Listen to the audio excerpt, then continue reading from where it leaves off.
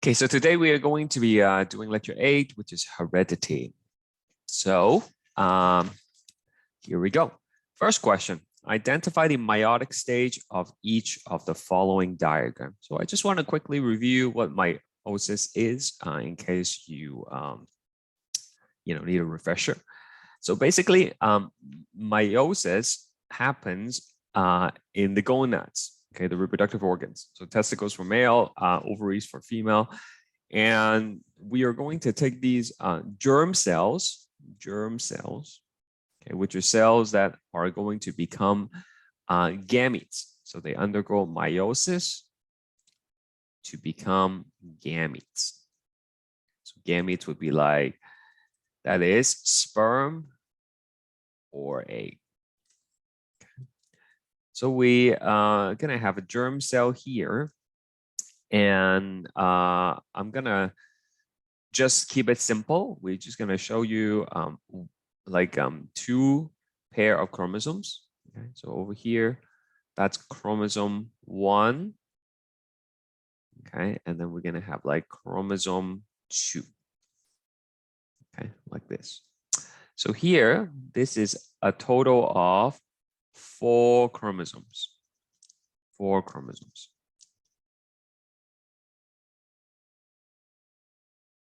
Okay, so 1 chromosome 1 from mom, 1 chromosome 1 from dad, 1 chromosome 2 from mom, and 1 chromosome 2 from dad. Okay, so these two chromosomes, they are homologous, which means they are the same size. Okay, genetic information in the same order. Okay, so for example, if this part codes for eye color, this part will code for eye color as well. Okay, and then if the next part codes for like blood type, the next part here will code for the blood type. So you have the 2 homologous chromosome encoding essentially the same type of information, although the exact version of that information might be different. So you might have like brown eyes on one chromosome and blue eyes on the other. Okay, but the order of the genetic informations are the same. So these are homologous chromosomes. Okay, so we'll call this chromosome 1, chromosome 1, chromosome 2, chromosome 2, like so. Okay, so what's going to happen is we are going to undergo DNA replication.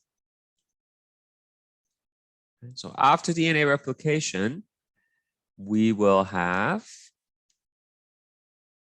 2 of each.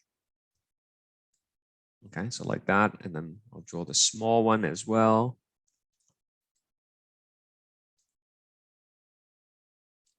Okay, like this. Okay. So how many chromosomes do we have here? Well, as long as they are stuck together, we still call them 1 chromosome. Okay, even though it looks like we have 8, but as long as they are like stuck together, we still consider as 1. So 1, 2, 3, and 4. Still 4. Okay. So that's considered as 1. Okay, so these are genetically identical. Okay. So one of them is called a sister chromatids. Sister chromatid. Okay. So 1 sister chromatid, 2 sister chromatids. So we have 4 chromosomes, but we have like 8 sister chromatids, right? So these 2 are sister, these 2 sister, sister, sister. Okay. What about the whole set here? All 4 of them together. What do we call that? Does anybody know? We have 3 people here today, so you guys can maybe answer a little bit of questions. What is that whole set called?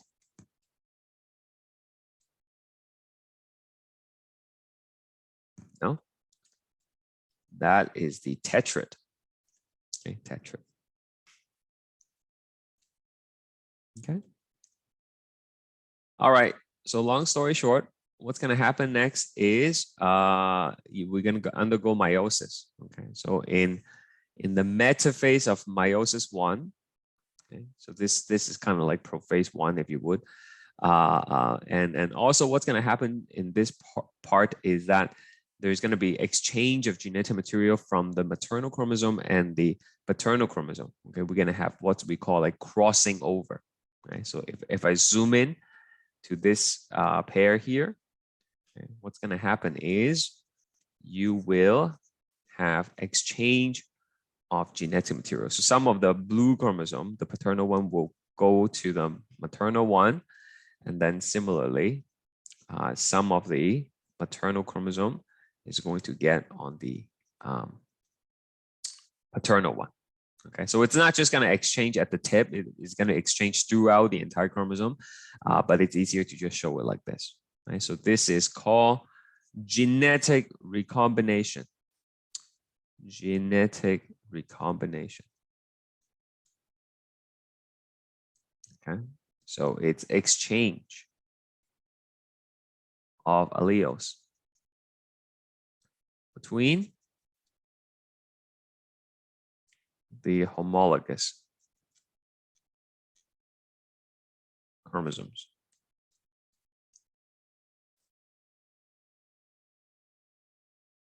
Okay. During what we call a crossover. Crossing over. Okay. So this creates genetic variation in the population. And then what happens is in metaphase, they are going to line up. The tetrad is going to line up. Okay, the tetrad is going to line up.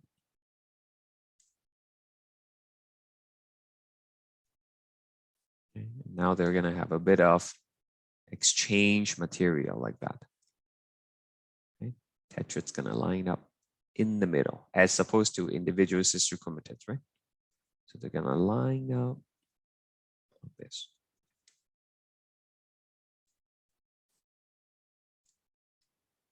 Okay, so tetrad lines up. So still 4 chromosomes. And then I'm not going to draw anaphase, but afterwards they're going to split, right? Anaphase, telophase, and then you're going to have 2 separate cells. Okay, so one cell is going to have this one, and then the small one with a bit of blue on it. Okay.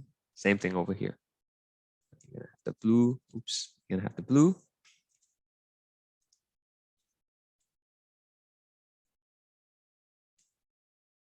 With a bit of red on it. Okay. So how many chromosomes is this? Well, if they're stuck together, it's still considered as 1. So 1 chromosome, 2 chromosomes. Okay. And then same thing over here, 2 chromosomes. And then in meiosis number 2, we're going to split again.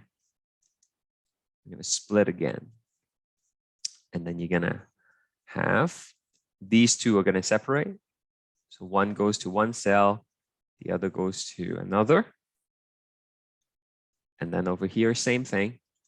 Right? You're going to have one go over here, right? Perhaps the one with the little blue. And then over here, you're going to get the other one. Okay, which one goes to where is completely random. And so you end up having 1 chromosome 1, 1 chromosome 2 in each cell. So now still 2 chromosomes. Okay, so essentially we started with 4 chromosomes, and then after we do the first division, we have 2 chromosomes each, and then after we divide, we still have 2 chromosomes. Okay, it's just the way that they count the chromosomes. You know, I know it looks like 4 here, but again, if they're stuck together, it still counts as 1. Is that okay? Any question? No? Okay, so we have to identify the phases here. So we have, you can see there are 4 cells here, 4 cells. So that's going to be telophase. Telophase 2. Okay. Over here, you can see that's basically one cell. That's another cell. And then you can see the sister chromatids are being pulled apart to the opposite pole. Okay, so this is anaphase. Anaphase 2. Okay. This is still one single cell right here. And they're not in the middle. So this is anaphase 1. Okay. They are just randomly scattered in the middle. I only see one cell. So this is a prophase. Prophase 1. Okay. 2 cells now. If you see 2 cells over here, and you know, they are kind of the chromosomes are kind of gathered in the center. Right? So we know this is telophase. Part 1. Okay. In part 2, you would have 4 cells, right? Okay. So again, 2 cells, all in the middle. So metaphase 2. Over here, metaphase 1. And then this one will be prophase 2. Okay.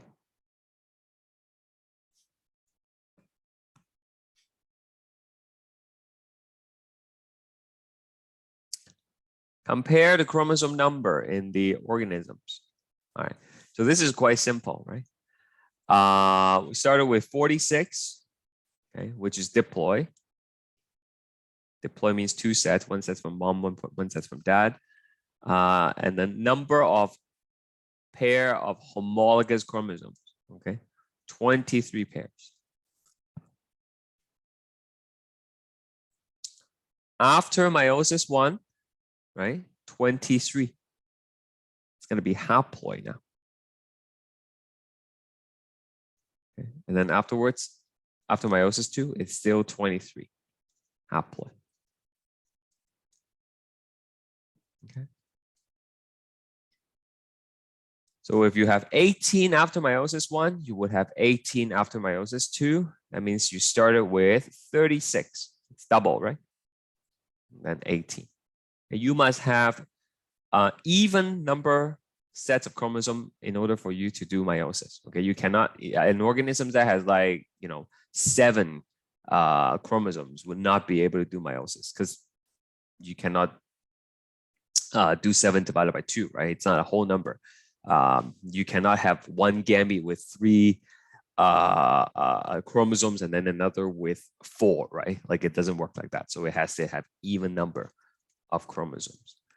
So 45 pair of homologous chromosomes in hedgehog, that means 90 chromosomes. After meiosis 1, you would have 45 and 45. Okay. So number of pair of homologous chromosome is always 0. There is no more pair. Okay. So 9, 9, 18. Basically, you start the number of chromosomes you start with is this, and then everything else is half of that. Is that okay?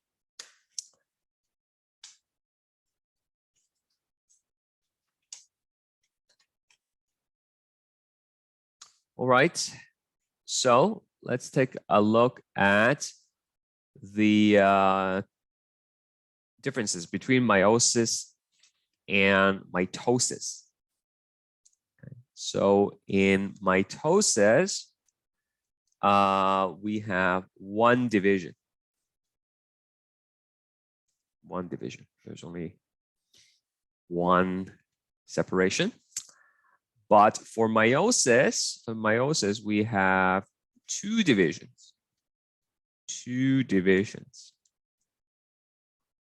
Okay, meiosis 1 and 2. Number of daughter cells produce 2 daughter cells. Okay. And for meiosis, you know, in male, you will produce 4 sperms from each germ cells.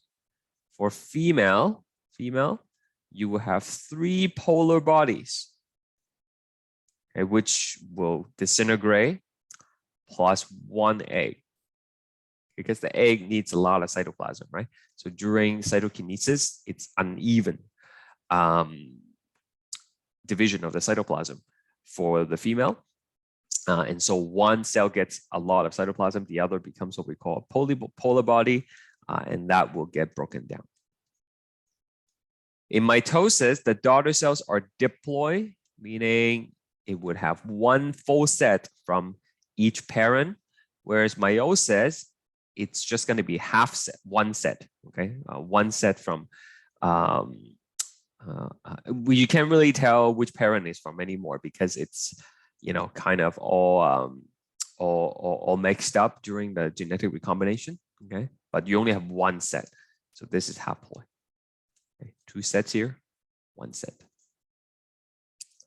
Number of chromosomes in daughter cells, if we're talking about humans, then it's going to be 46, but here only 23.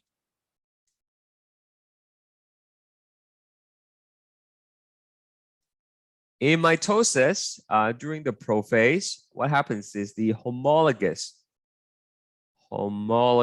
pair do not find each other.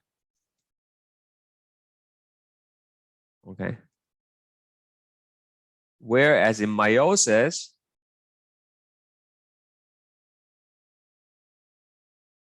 homologous pair form tetrad.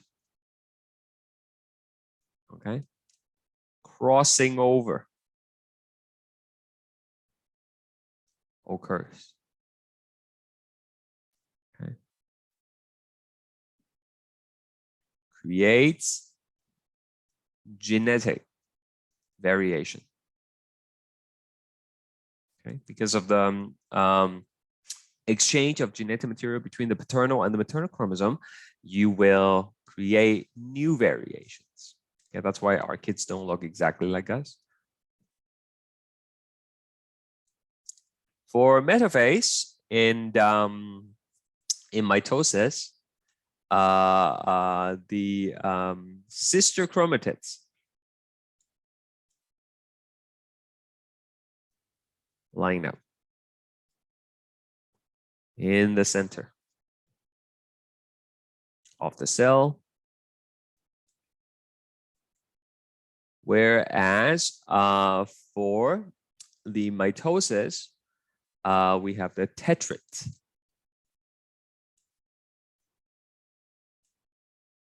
lining up in the center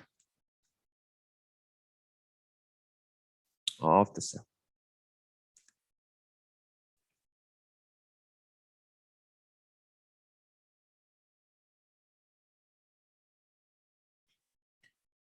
Genetic relationship of daughter cells to the parent cells, identical for mitosis. And for meiosis, it is variant. Okay, not the same, genetically different. Cells involved for mitosis, we call them somatic cells, bodily cells. Everything except for the germ cells and germ cells. The purpose of mitosis is to repair. If you cut yourself, you're gonna need new cells. So mitosis will create new ones to repair. You will need it for growth and development.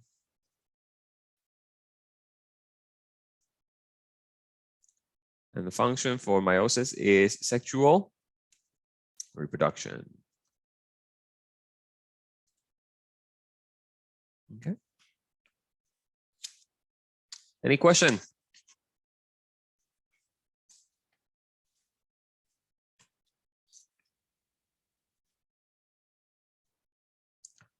Now everybody's okay?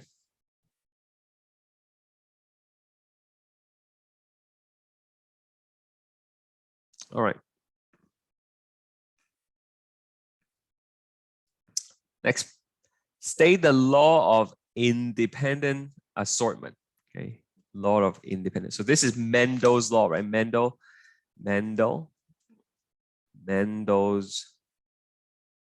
law. Okay, he has two laws.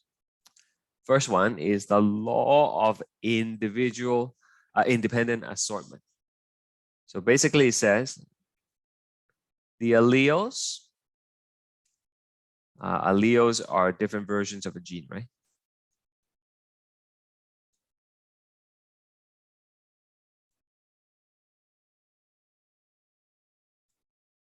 Okay, like if you have a gene for, again, eye color, an allele would be blue eyes or brown eyes. Okay, if you talk about blood type, then the allele would be type A or type B. Okay, so the alleles of two or more genes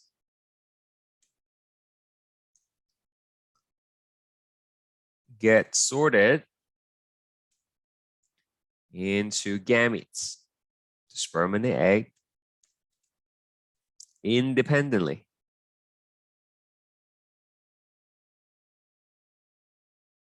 Of one another.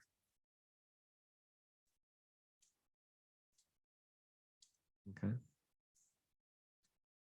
So to give you an example of exactly what this means, let's say we have a chromosome here. Okay. So let's say on the mother version, the maternal chromosome, the alleles are like capital A, small b, small c. And then on the other one is small a, small b, capital C. So these are going to get mixed up during crossing over. And then in the daughter cells, what will the daughter cell get? Well, the daughter cell might get a big A in this one and a small a in this one. Okay. But just because on the original that the big A is, you know what, let's make this a big B on the other one. Okay. So just because on the original chromosome, capital A is associated with small b, it does not necessarily mean that they will be together in the gametes. Okay. So it could be a big B now. Okay. Follow with a small c. Excuse me. And then same thing for the other one. Right? Small a, small b with a big C.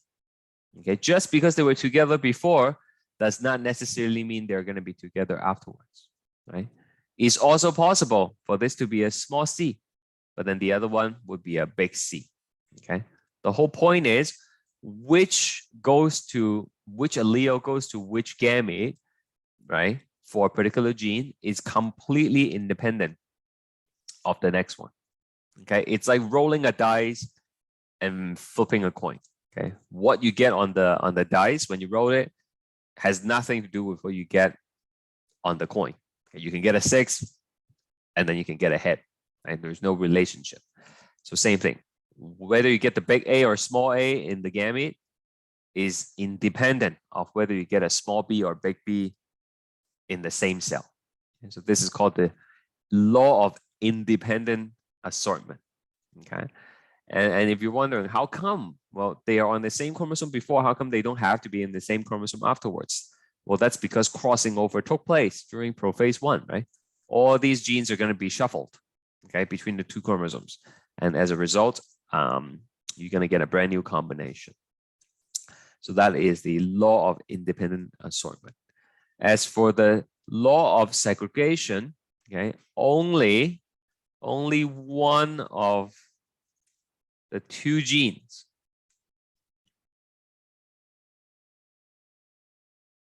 are present in the parent cell will be passed on.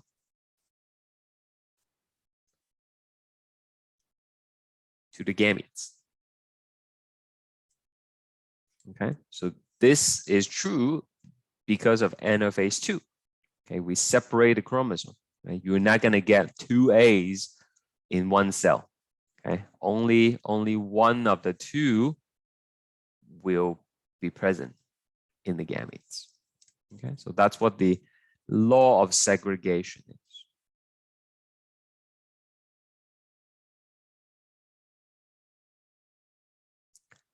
Okay, examine each of the following pedigree below and determine whether the inheritance pattern is autosomal dominant or autosomal recessive. Okay, so let's take a look at the first one here.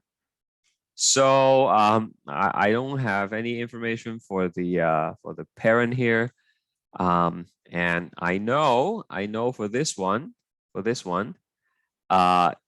this person has the trait.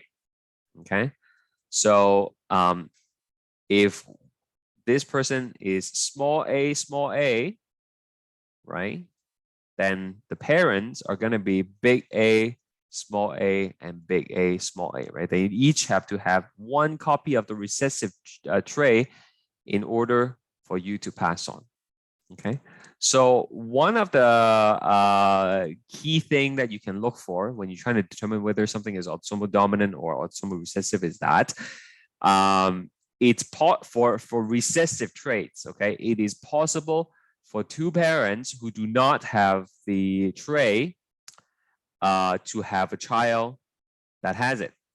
Okay, so I'm gonna put a star here. 2 parents without the trait can have a child with the trait. Okay. Autosomal dominant is not going to be like that. Okay. For autosomal dominant, if a child has it, then at least one parent must also have the trait. Okay. So that's what you can look for. Okay? It's because we see that the parents don't have it, but one of the child does. So we know it's autosomal recessive. Okay. So what about the brothers here? Well, we know they're going to have one copy of the normal allele, the dominant allele, but then we're not sure what the other one is. Okay, the other one might be a small a, might be a big A. It's hard to tell without more information. Okay. So what about the other one? Okay. What about the other one? So it's either recessive or dominant, right? We can think about it. Okay. So let's say we assume it is recessive again. So in order for the person to be recessive, then this is small a, small a, small a, small a, right? Okay. But if that's the case, then everybody here would also be small a, right? But they don't have the condition. So this is not correct. Okay. So the reason is it cannot be recessive, because otherwise everyone in generation 2 will have the trait, right? If both of the generation 1 individuals are small a, then 100% of these should also be shaded out, right? Be small a. But it's not. So we know it's not autosomal recessive, which means it must be autosomal dominant. Okay. Now we know it's not going to be homozygous like this. Okay, because again, if it's big A, then everybody is gonna be shaded out, right? So for that reason, it has to be heterozygous. Okay. And for these people to not have the autosomal condition, they must all be small a. Okay. And then they're gonna marry someone. This daughter is gonna marry someone who has the trait. Okay, so it's capital A something. Is it capital A, or capital A, small a? Well, we see that one of their kids is small a, right? So that means one of the small a came from the mother. The other small a must came from the father, because each parent can only contribute one allele. And so for that reason, we know this person, the husband, is going to be big A, small a. Okay. What about these ones? Well, they have the trait, so they get the big A from the father, and then the other one is from the mother. But the mother can only pass on small a. So it's like that. Does that make sense?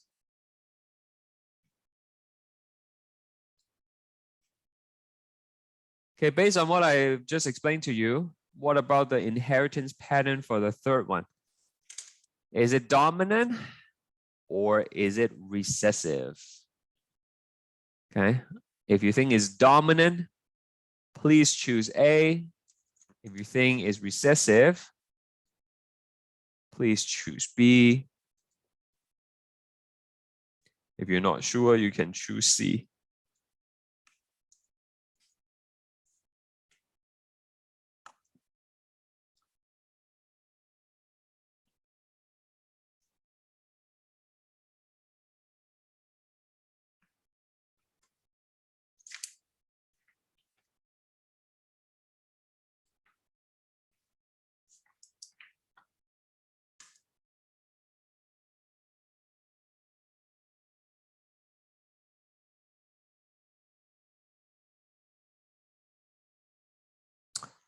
Okay, not sure where everyone is. But the correct answer has to be recessive, right? Because I was telling you, right? One of the telltale sign of recessive is that two parents without the trait can have a child with the trait. So that's exactly what's going on here. These parents don't have the trait. They're not shaded out, right? But one of their kids has it. Okay, so this is definitely a recessive trait. Okay, so small a for all these people who are shaded out, okay, which means the parent would be big A, small a. Okay. This one, not sure, big A something. We cannot tell unless we have information about their spouse or kids. Same thing here. Cannot tell for this one. Okay. Over here, none of them has anything. Okay, so they must have one version of the normal gene, and then they would have the small a from the father. Okay, but we're not sure what the other allele is for the mother. Okay, all we know from this is the big A came from her. Okay, and then the small a came from the father. Okay, we're not sure about the other allele. So that is that. Any question before we do the genetics problem?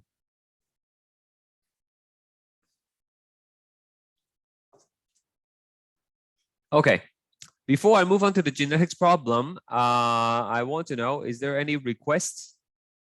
Have you guys worked through these problems? Are there problems that you want me to take up from each section? Anything from each of the problem sets that you want me to go through particularly?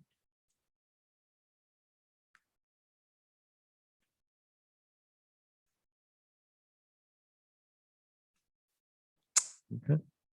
Number 5. Okay, number 5 of what? Of the monohybrids or which one? They all have number 5, so I'm just making sure. Yeah, monohybrids. Okay. So here is one. Let's do this one.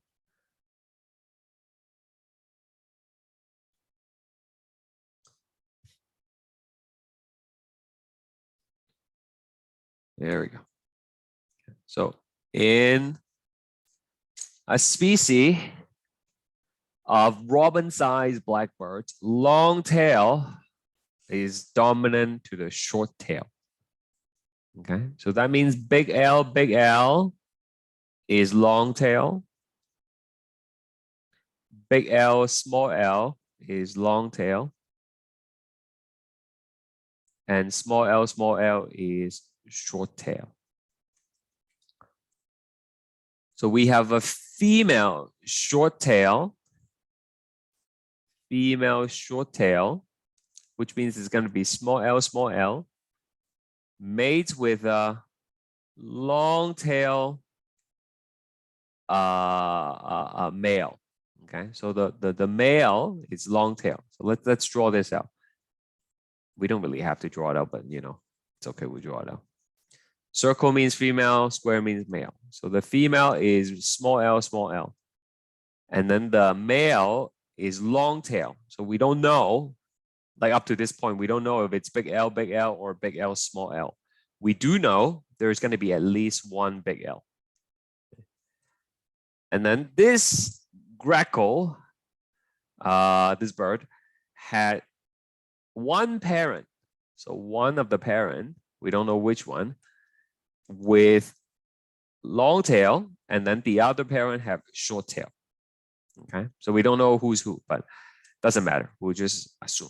Okay, so one of them has a long tail, and then the other one has a short tail. Okay, so what does it tell me?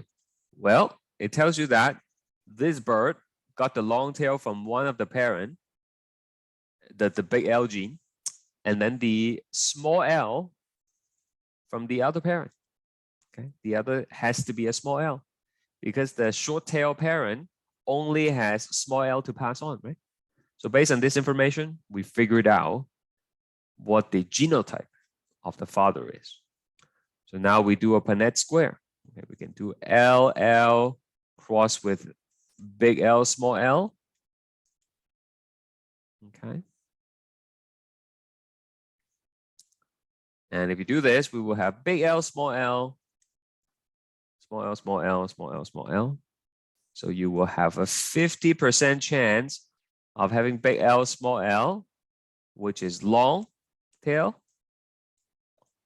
And then you will have 50% chance of getting small l, which is the short tail. Okay, so the ratio of long versus short is 1 to 1. That's how you do this question. Is that okay?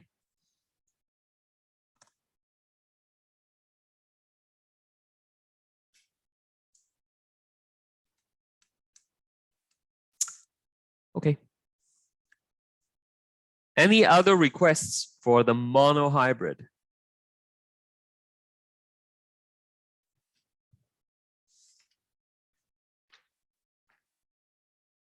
Okay, we can do another one. We can do number 6, I guess. Number 6.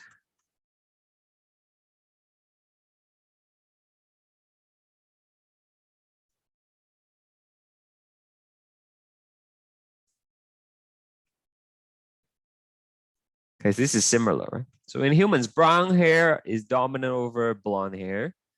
If a woman with brown hair, so big B something, and then here, right? Whose father has blonde hair? So if the woman's father has blonde hair, that means the father here is small b. And he could only pass on small b to the woman. Right? So for that reason, we know she is big B, small b, right? From her father, and not big B. And then she marries a man with blonde hair, which is small b. So what's going to happen? Same thing, right? You do the Punnett square.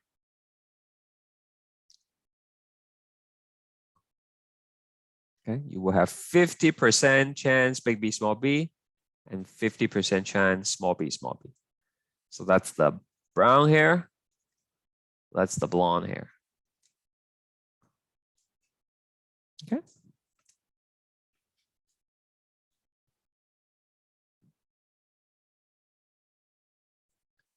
All right, let's do a dihybrid cross then. Dihybrid cross.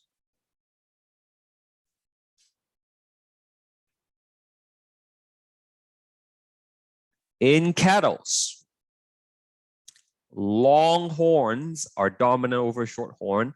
Black coat is dominant over white coat.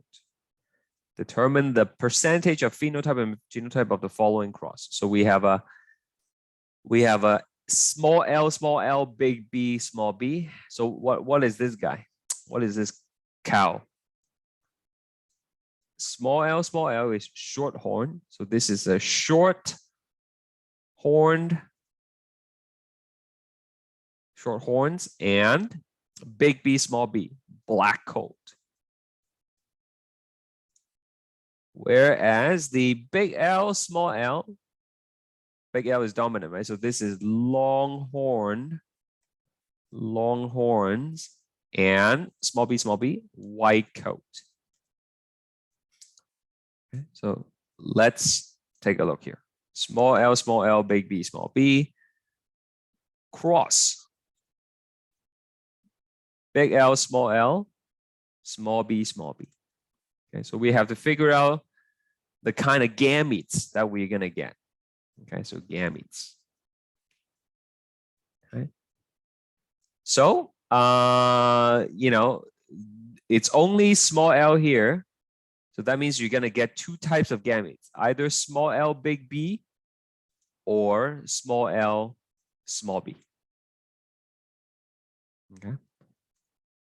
Have you guys learned like polynomials in math yet? Like, have you guys learned something like this in math yet?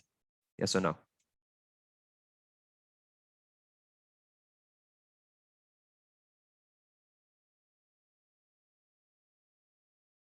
Yes? Okay. So you take the 2 and then you put it in, right? So this is the same concept.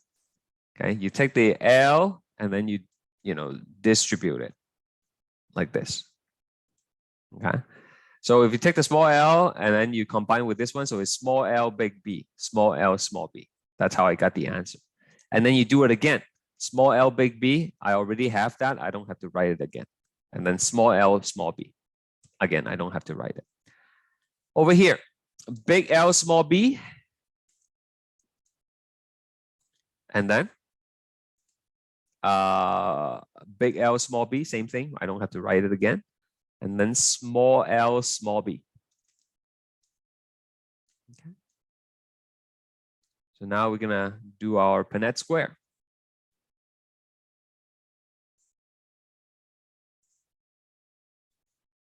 Okay, so these gametes go here. These gametes goes here. So if I put it together, I get big L, big B, small b. Big L, small b, small b. Small l, big B, small b. Small l, small b, small b. Okay.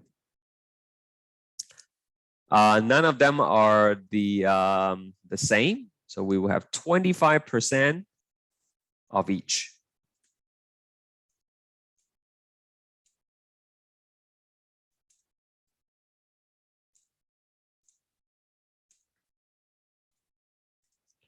Okay, so this is long black, longhorn black coat.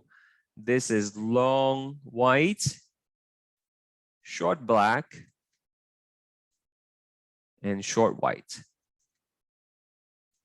Okay, these are genotype. These are phenotype. Okay.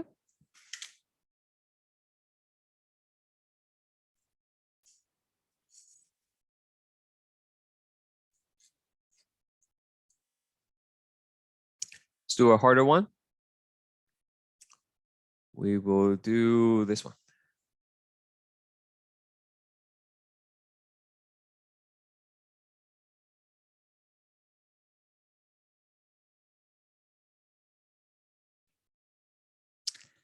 In rabbits, black fur is dominant over brown fur. Okay, so they don't give us any alphabet letters, so we have to make up our own. So we'll say big B is black fur, small b is brown fur. Okay, you can make up your own alphabets, okay? Normal length fur is dominant over short fur. Okay, so big N, normal fur. Small n is short fur. Okay, or Rex. Diagram a cross between a homozygous black with homozygous normal length. Okay, so what does that mean? So homozygous means the same allele. So homozygous black means big B, and homozygous normal is big N, small n. Cross with a brown Rex rabbit. Okay, brown Rex. So what's a brown Rex? Brown is small b, and Rex, which is short fur, is small n. Okay, so this is the these are the original parents. So let's take a look at the gametes. Okay, gametes. Now, big B, small n, there's only one possible type of gametes. Same thing here. Okay. So if you do a cross between this and this, if you combine these gametes, the F1 generation is going to be 100% big B, big N, small n, right? 100% black fur plus normal, right? We'll call them normal black fur. Normal black fur. Okay. And the question also asks for F2 generations. So what F2 generation means is you take two individuals from F1 and you cross them and you see what happens. Okay, so now let's take a look at the gametes. So we have big B, big N, big B, small n. Then we have small b, big N, and small b, small n.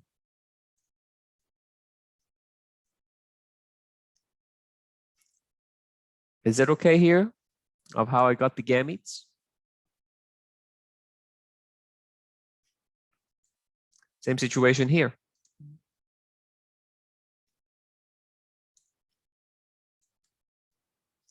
Okay, so this is going to be a big chart. Okay, because we have so many different types. Okay, so let me see, 4 on each side. Let me see if I can do a table.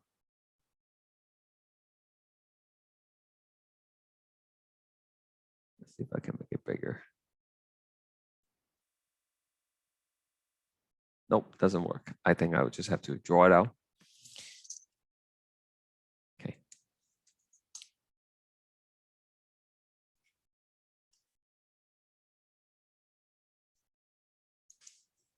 So here we go. We will have big B, big N, big B, small n. Basically, I'm just copying all the possible gametes. Okay.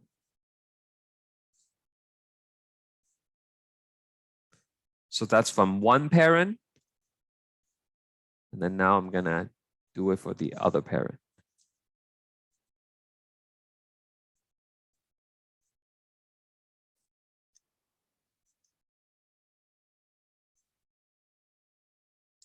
Okay. So if this gamete, if this egg fertilized by this sperm, then we're going to have big B, big N, big N. Okay.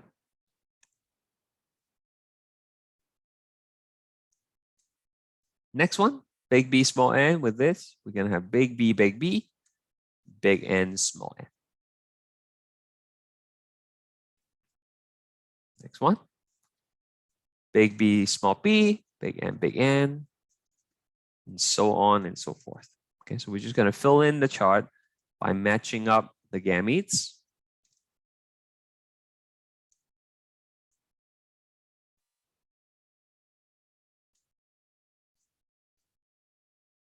Okay, you just take a letter from each of the gamete and put them together.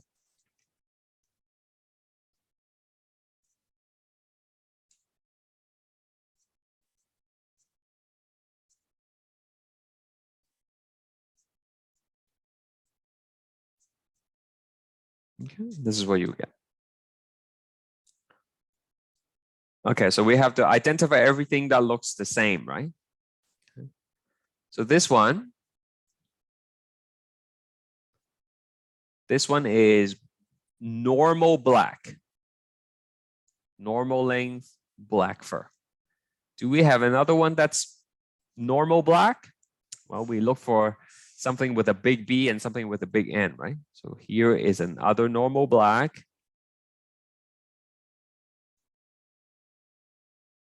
Another normal black. Okay, and another one. And another one. Okay, let's make it bigger. Same thing over here. Right, so all the ones that I am coloring in, all of these are normal black fur. Normal length. May I ask you a question, please? Yeah, go ahead, please. In other words, anyone that has big B and big N is normal. Yeah. Okay, thank you. Yep. So over here, we have, how many do we have? All these yellow ones. 1, 2, 3, 4, 5, 6, 7, 8, 9. So 9 out of 16 is going to be normal because of the big N, black because of the big B. Okay. Genotypically, they are different. Their genetic makeup is different.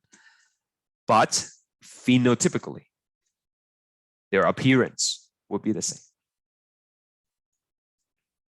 Okay. So let's take a look at this one. What is this one? This one is short black, right?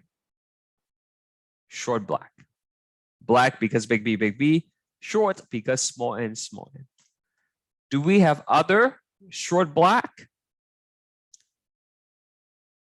Does anybody see an other short black?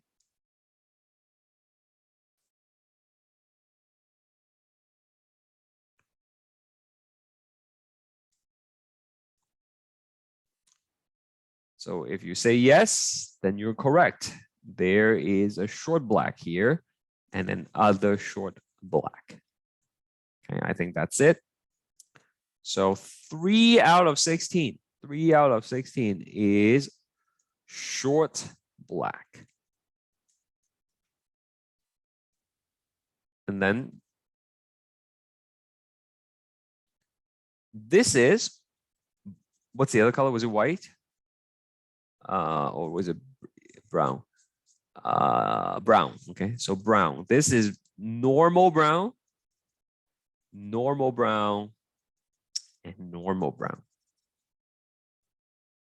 Okay, so again, 3 out of 16 is normal brown. And finally, just last one here. 1 out of 16 is going to be short brown fur. Okay, so we got our 9 to 3 to 3 to 1 ratio for generation 2, F2.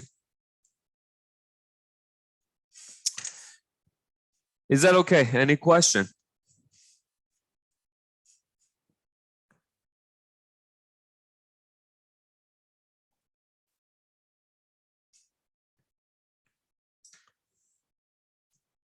Okay.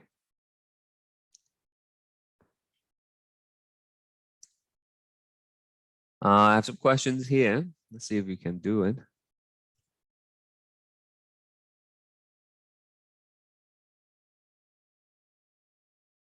Okay. Let's do this one. This is related to what we were talking about. Okay. I'm not gonna do the poll, okay, because you guys don't participate. Only like one of you actually answered the poll, so I'm not gonna bother with the poll. But you can read it, and then we'll do this together.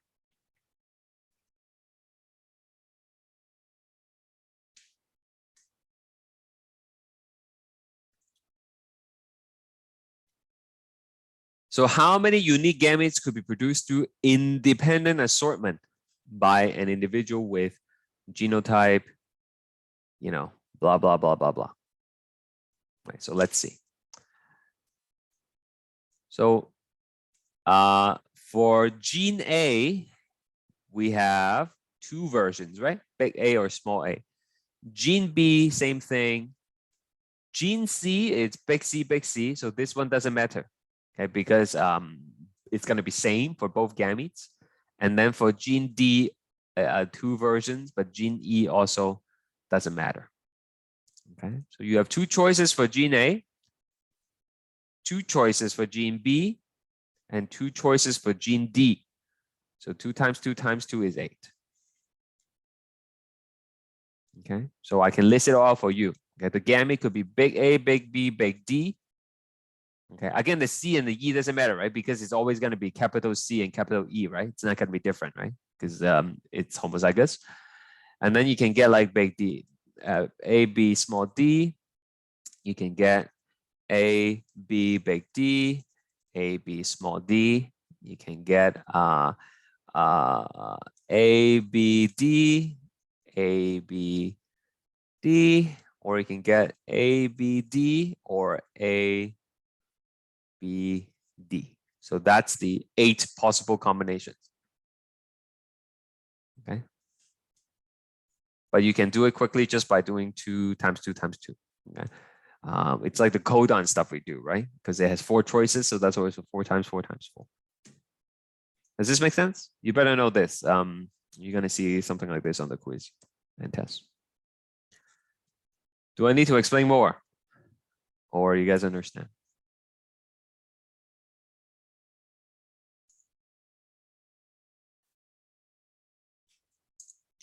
Okay, thank you, Spencer.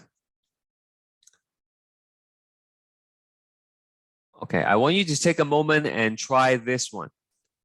Okay, and then we're actually gonna take a quick break as well. Okay, so I'll come back in about 5 minutes. And you know, if you need a break, go for a break. If not, please try this question. This is something that you would expect to see on a test, okay, on the quiz. Right, so this one, it's gonna take you, even though it's a multiple choice, but it will take you maybe like 3-4 minutes to get the answers. Okay, so you need to do a lot of practices. Okay, so I'll be back in 5 minutes. You take this time to try to do it. See you in a bit.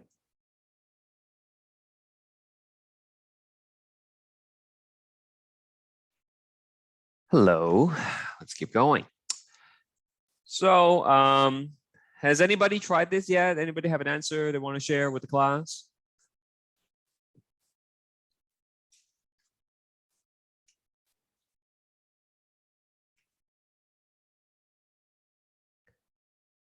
A?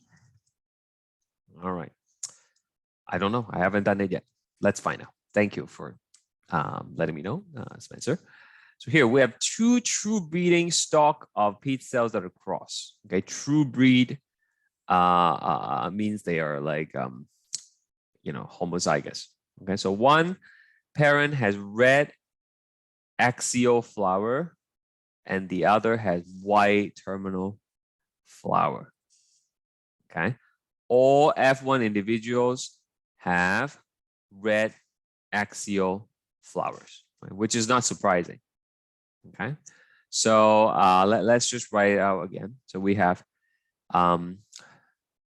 red axial flower, which means it's the dominant, right? So big R is red, small r is white, And then what is it? Big A is axial, whatever that means. And then small a is terminal. Okay, so because all the individuals in F1 have red axial flower, that's how I know these are the dominant trait. Okay, so that means we're taking a big R, big A, small a, and we're crossing it with big R, big A, small a. Okay, so we are trying to find out F2, which of the F2 is going to have red terminal flowers. Okay, red terminal flowers. So red means big R. Okay, and then the other one doesn't matter. The other one could be big R, small r, right? We don't know. And then terminal flower. Terminal has to be small a, right? Up to this point, am I making sense? I hope I'm making sense. I don't know. Okay, so you can do that big 16 square chart that we just did. Okay, or you know what? You can just have this on the test. Okay, again, right? Like I can't believe I have to say this out loud, but it's an open book test, right? Like I don't expect you guys to do this with your book closed. I mean, good for you if you're doing it like that and you're getting good score. But you know, it's an online course, so it's okay to have a little bit of help material. Okay, it's open book. When I design the question, I expect you to have the notes with you. Okay, so let's say like I would put a sticky tag of this like right on the monitor. Okay, so here, right, we have the ratio here. I am looking for the dominant version of the first one and then recessive. So I look over here, right? That's like this thing here. That's like all the blue ones, right? The blue one is the dominant first trait and then recessive for the second trait, right? There's no other ones that are like that. So in other words, I would expect the answer to be 3 out of 16. Okay, 3 out of 16 would be big R something, either a big R or a small r, and then small a, small a. So all I have to do is do 3 out of 16 multiplied by 1,000. Okay, so what is that? So that's 3,000 divided by 16, which is 187.5. So this is 187.5. And if you round that, the closest number here is 190.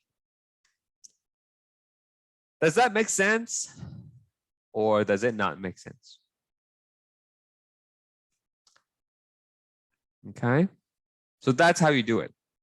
If the question say, okay, if the question say, I want white terminal. Okay, so white terminal is gonna be recessive for both. So that's 1 out of 16. So you do like 1,000 times 1 out of 16. What is that? So that's like 62.5, right? So the closest number would be 65 here.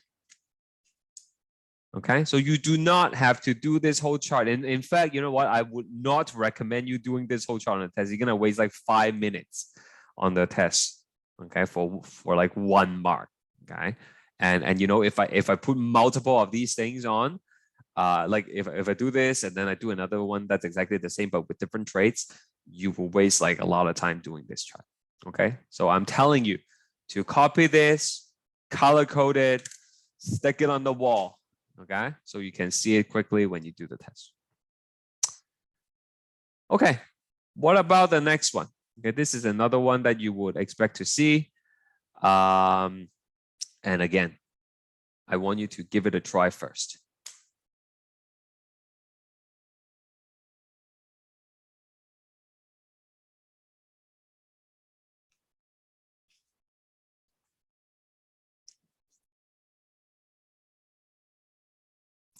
Here, I'll launch the poll for any one of you who wants to, you know, participate.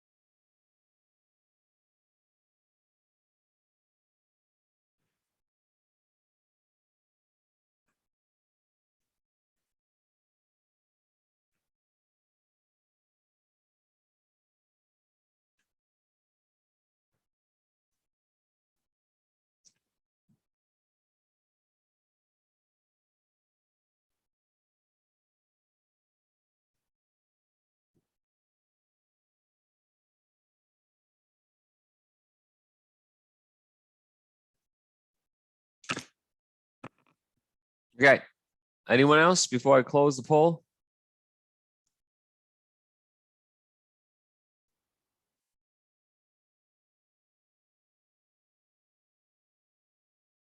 All right. By the way, I just want to come back to here for a second. This method only works if the parents are like heterozygous for both trait, right? Okay, I think I should give that warning now. If one of the parents is like big R, small a, for example, then this table would not work, right? Okay, this table only works if the parents are heterozygous for both of the traits. Okay. All right, over here, let's see. We got big A, small a, big B, small b, big C, small c for both parents. What's the probability of producing this genotype? Okay, so let's look at them individually. If you have big A, and big A, small a, what's the probability of getting big A, big A? Well, you can do the chart like this.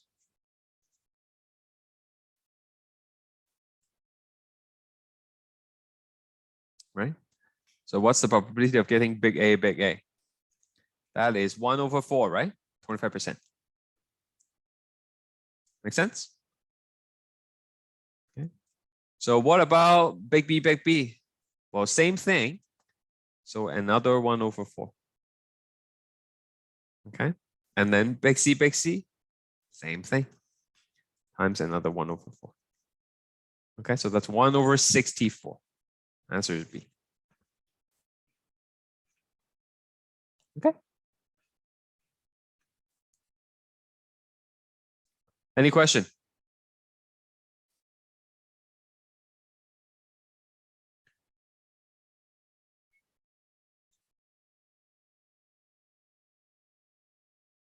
No questions. Okay. Here's another one. Okay. These are all like actual questions that I pull from the quiz. Okay. The type of question, like there are like various versions of these ones. Okay. But that's why you need to pay attention to these things. Okay. You probably want to redo some of these things later on as well. Okay. So the pedigree below shows some of whose member exhibit the dominant trait. Okay. Dominant trait, woolly hair, whatever that means. Okay. It doesn't really matter. Okay. Affected individuals who are indicated by open, square, or circle. What is the likelihood that the child of generation 4, number 3, and number 4 will have woolly hair? Okay, so let's see. Okay, so big W, small w, small w, small w. Okay, so we will have to fill it in. We'll have to fill it in. Let me get a color here. Okay. So we know everybody who is not shaded in is going to be small w, small w. Okay. And we don't really have to fill those in. We only care about individual 3 and 4, right? So number 4 here is small w, small w. Number 3 is going to have a big W and something else. Okay, what is that something else? Well, then we're going to have to look at his mom, right? And dad. So we follow this path and we find out, oh, okay, these are his parents. Okay. So the mom is going to be small w, and the dad is going to be big W something. Okay. It's going to be big W, small w. Because if you trace back to the generation 1, right, you can see one of the big W is from mom, and then the other has to be from dad, right? I can shade it in to make it easier for you. You see? Okay. So this big W is from the dad, which means this one is going to be small w. Okay. So if you cross this and this, right, and you do the Punnett square,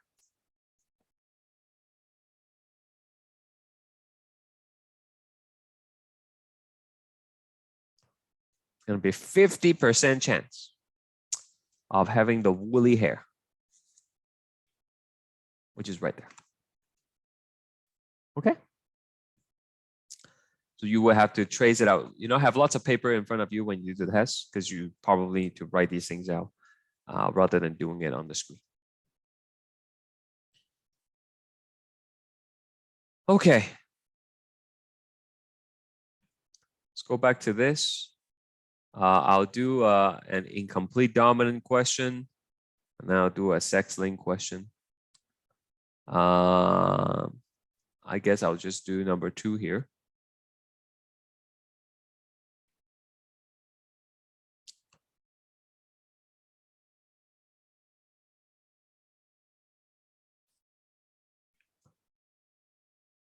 There we go. So in a type of bird, the heterozygous condition of an allele for black and white feather is blue. Okay. So these are called incomplete dominance, where the heterozygous condition is a blend of the two extreme. Okay, and in the codominance version, both will show up. So if this trait was codominant, then you would have like both black and white feather in the heterozygous condition. So what offspring will a blue bird have if it breeds with the following? Okay, so let's do blue and a black. Okay, so we can write out. We can go like big B is black. Small b is white. And then big B, small b. Normally, if this was dominant, then it would be black, right? But it says the heterozygous condition is blue. So I'm going to put blue right here. So if you go blue cross black, right? Blue cross black, we can do the alleles.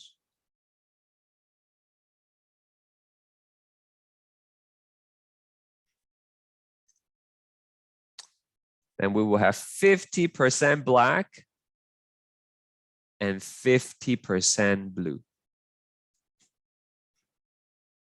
Okay, it's a good idea to write down the genotype and phenotype first before you do the question. Okay, let's try a blue and a blue. Blue and blue, which would be this. So we write down the allele, big B, small b. Okay, so these two comes together. We would have 25% big B, which is black. 50% big B, small b, which is blue. And 25% small b, which is white. And that's how you do it.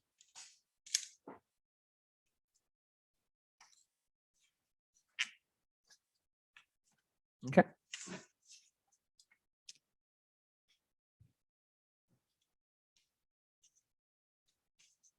All right, I'll do a sex-linked question as well.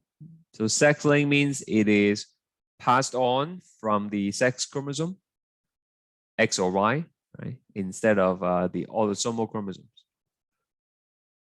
All right, so let's see this one.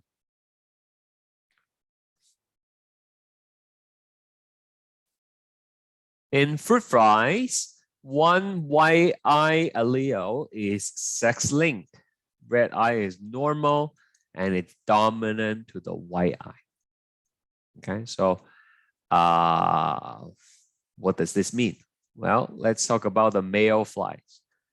Okay, so or like let's talk about a different combination. So we can have like a XY. So this would be a red eye male. Okay, red eye male. A white eye male would be X with the W, the white eye gene, allele, and then Y. So this would be a white eye male. If it's a female, that's XX, then this would be a red eye female. Okay. One copy could have the white eye allele, but because the normal red eye allele is dominant over the white eye, this would still be a red eye female. Okay, but we call her like a carrier, okay, because she carries the white eye gene. And then the white eye female,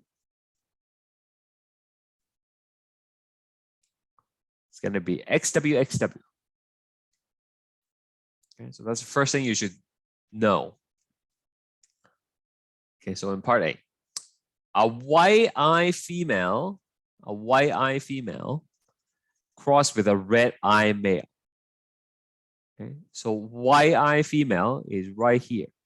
XWXW cross means to mate with red eye male, which is X and Y. Okay, so we will do our Punnett square. XWXW from the female, XY from the male. So if you do it together,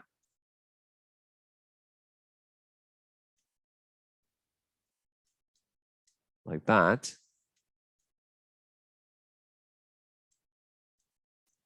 what will we get? Okay. All these female flies, they would be red eye female. Okay, so you get like 50%, like half of the time you will get red eye females. Okay, and 50% of the times you will get a white eye male. Okay, that's basically what it means. Okay, but all the females, 100% of the female will be red eye. Okay, and 100% of the males will be white eye. Okay, but if we don't care about the gender, if we just say, you know, what about the offspring? Well, then half the time you will get a red eye female and half the time you get a white eye male. Is that okay? Okay,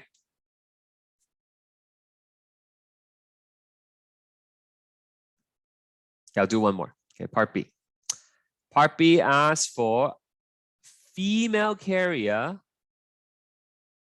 and a white eye male. Okay, so female carrier means one normal copy, one of the white eye gene, and a normal male. A white eye male. White eye male is XWY. So now we do the Punnett square again. So over here, we actually will do these Punnett square again next semester when we do anatomy. Okay, so it's important to know it. So we cross them, we get XXW, XWXW.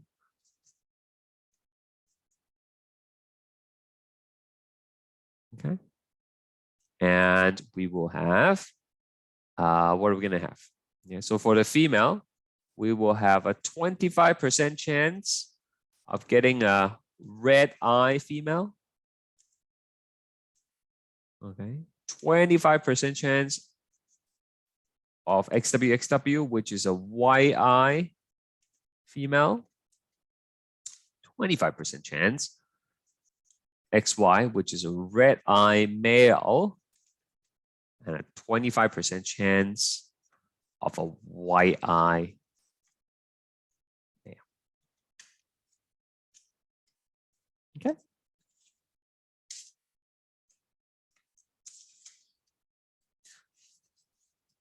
All right, I hope that makes sense. Let's fill in the blanks, and then that will be it for today. The genetic makeup of an individual is called genotype. An individual's outward appearance with respect to specific characteristics is called a phenotype. So the manifestation of the genotype is called a phenotype. We are how we look like because of our genotype, our genetic makeup, basically. The dominant allele is the one that's always expressed if it's present.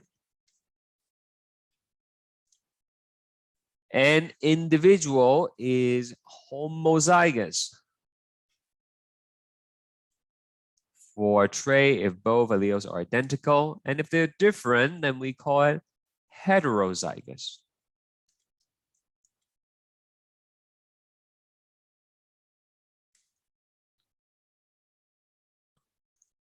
The something allele is only expressed if both copies are present, recessive.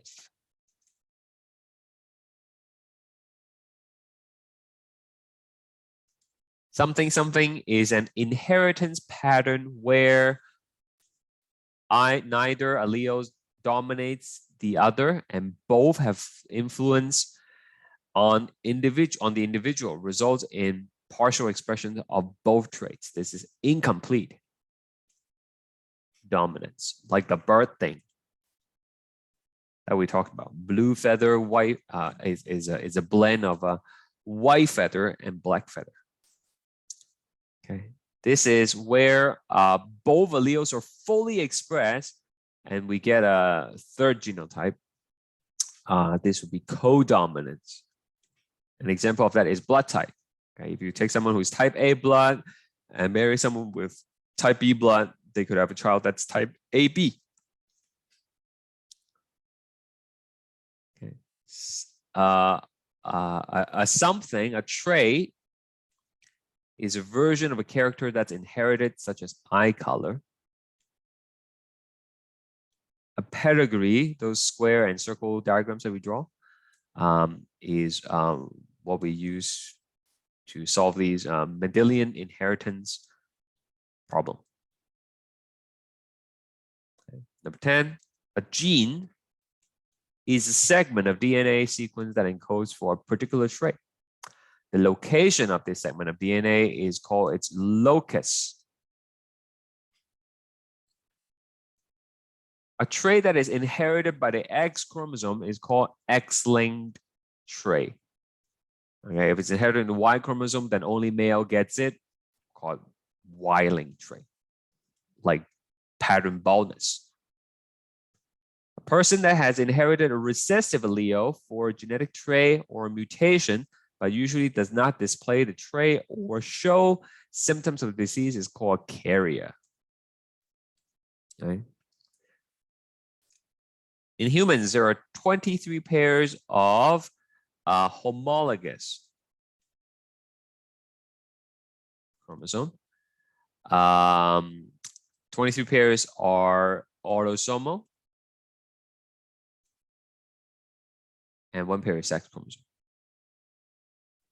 A tetrad is formed when 2 pairs of homozygous chromosomes come together, and that allows the genetic material to be exchanged during crossing over.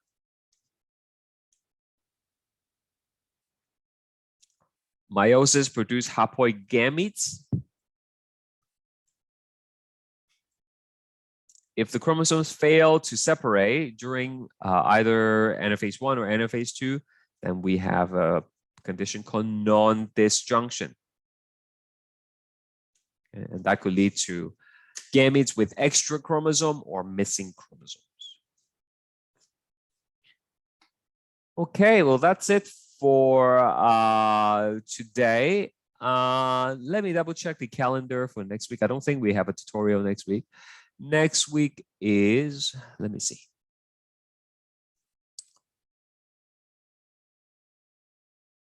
Next week is